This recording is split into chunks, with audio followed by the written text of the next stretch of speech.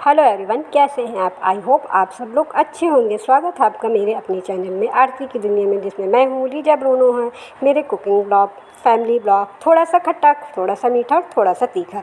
तो आज मैं बना रही हूँ लड्डू। जी हाँ, चूरमा वाले लड्डू, जो मेरी दादी की रेसिपी है। तो चलिए देखती हूँ। उनकी तरह तो नहीं बना सकूँगी, ना उनका फ्लेवर आएगा, लेकिन कोशिश मैंने पूरी की है। तो जिसके लिए मैंने लिए बारीक सूजी, 1 कटोरी सूजी लेनी है। जिस हिसाब से मैं सारी चीज़ें बताऊँगी, आप भी अगर ऐसे ही बनाएंगे तो यकीन मानिए ये लड्डू बहुत ही टेस्टी बनेंगी। तो मैंने 1 कटोरी सूजी में लगभग आधी कटोरी मलाई, घर वाली मलाई, आप मलाई की जगह घी का यूज़ कर सकते हैं, रिफाइंड का यूज़ कर सकते हैं। और अगर आप डाइट कॉन्शियस हैं तो अपने अकॉर्डिंग 1-2 चम्मच रिफाइंड घी कुछ भी डालें, पर डालना ज़रूर है, जो ज़रूरी है। तो ये देखिए, मैंने इतनी मलाई इसमें डाली है कि मेरा डो इसी से लग जाएगा। और बताएं आप लोग कैसे हैं, आपको कौन कौन तरीके के लड्डू बनाने आते हैं। सर्दियाँ धीरे धीरे आने को हैं, इस समय जुकाम सर्दी हर किसी के घर में रहती है। तो मेरा मानना है दवा से अच्छा है थोड़ी सी चीज़ों खाने की ऐसी डाइट में लाएँ जिनसे हमारी इम्यूनिटी स्ट्रांग हो। तो ये लड्डू उसमें भी काम आएंगे। फिर मैंने आधा चौथाई कप दूध लिया है, उसमें थोड़ा सा फूड कलर ऐड किया है। ये पूरी तरीके से ऑप्शनल है। अगर आप फूड कलर नहीं ऐड करना चाहते हैं तो इसकी जगह गर्म गुनगुने दूध में थोड़े से केसर के धागे डाल दीजिएगा। अगर वो भी नहीं आपके पास है तो स्किप करके आप ऐसे नॉर्मली बनाइए। फिर मैंने कोई पानी नहीं ऐड किया था, मलाई इतनी थी और दूध जो डाला था उसी के छींटों से मैंने एक इसका डो तैयार कर लिया। डो सख्त रखना है, मुलायम डो नहीं बनाना है। फिर मैंने कढ़ाई में घी लिया है, आप चाहें तो रिफाइंड मूंगफली ऑयल भी ले सकते हैं। और अगर आप कुछ भी नहीं लेना चाहते हैं तो आप ये ड्राई फ्रूट्स ऐसे ही धीमी आंच पे सेक लीजिएगा, जिससे लड्डुओं में टेस्ट अच्छा आएगा। मैं प्रॉपर फ्राई कर रही हूँ। तो मैंने काजू लिया है, बादाम लिए हैं और किशमिश लिए हैं। घी में तलते समय हमें इस बात का ध्यान रखना है कि गैस की आंच बिल्कुल धीमी रखनी, नहीं तो हमारे ये ड्राई फ्रूट्स जल जाते हैं। ये देखिए, किशमिश मेरी पूरी फूल चुकी है, काजू बादाम भी अच्छे से फ्राई हो गए हैं और ये हमें निकाल लेने हैं। और बताएं, आपके डिनर की तैयारी हो गई। अभी मैं आज डिनर नहीं बना रही हूँ, क्योंकि मैं बना रही हूँ अभी लड्डू के बाद मैं डिनर अपना बनाऊँगी। तो ड्राई फ्रूट्स मैंने फ्राई कर लिए थे, वो ठंडे हो रहे हैं और इधर मेरा आटा भी अच्छे से फूल गया। ये देखिए, मेरा आटा टाइट है।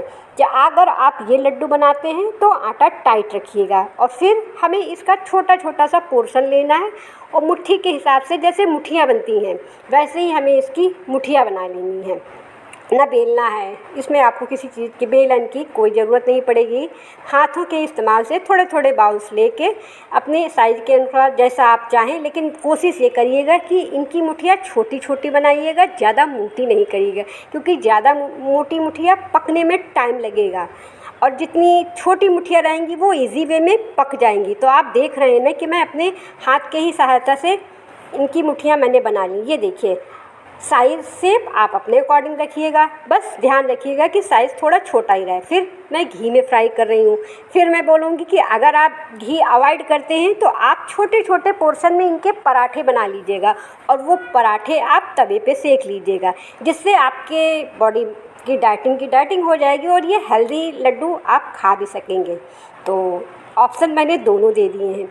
ये एक एक करके हमें धीरे धीरे करके डालना है और इन्हें धीमी आंच पर ही सेकना है। गैस की आंच बिल्कुल लो रखिएगा, नहीं तो ये ऊपर से लगेंगे कि कुक हो गए, लेकिन अंदर से कच्चे रहेंगे। और जब ये कच्चे रहेंगे तो इनके लड्डू अच्छे नहीं बनेंगे। ये लड्डू मेरी दादी बनाती थी मेरे पापा के लिए। जब हम लोग गांव जाते थे तो अक्सर वो लड्डू बना के रखती थी और हम सब खाते थे। मेरे पापा बचपन में थोड़ा सा ज़िद्दी थे, तो वो अक्सर लड्डू की मांग करते थे, तो कभी कभी लड्डू ख़त्म हो जाते थे। तो मेरी दादी रात में रोटी जो रखी रहती है उसे देसी घी में भूंज के, फिर हाथ से मसल के उसमें पिसी हुई शक्कर और थोड़ी सी कसी गरी डाल के मेरे पापा को लड्डू बना के देती थी। यकीन मानिए, उन लड्डुओं का टेस्ट इतना अच्छा रहता था कि मैं आपको बता नहीं सकती हूँ। तो चलिए देखिए, आपसे बातें करते करते ये मेरी एक बंच मुठिया का तैयार है। कैसे लग रहे हैं, अच्छे लग रहे हैं ना। अगर आज की मेरी ये लड्डुओं की रेसिपी आपको अच्छी लगे तो ज़रूर ट्राई करिए। नॉर्मली सूजी के लड्डू हम सभी के फेवरेट होते हैं। हर इंसान अलग अलग तरीके से बनाता है, कोई भून के बनाता है, कोई कैसे बनाता है, पर ये एक पुराना तरीका है। पुराने ज़माने में हमारी दादी नानी ऐसे ही लड्डू बनाती थी, इसीलिए तो इसे चूरमा कहा जाता है। इसके लड्डू आप बाजरे के बनाएं, सर्दियों में रागी के बनाएं, बेसन के भी अगर आप चाहें तो ऐसे बना सकते हैं। फिर मैंने उतनी ही चीनी ली है।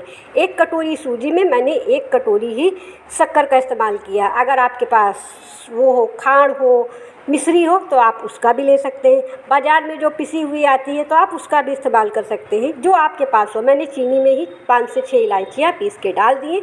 चीनी पीसते समय ध्यान रखिएगा, थोड़ी सी चीनी दरदरी रखिएगा, बहुत फाइन पेस्ट ना करिएगा।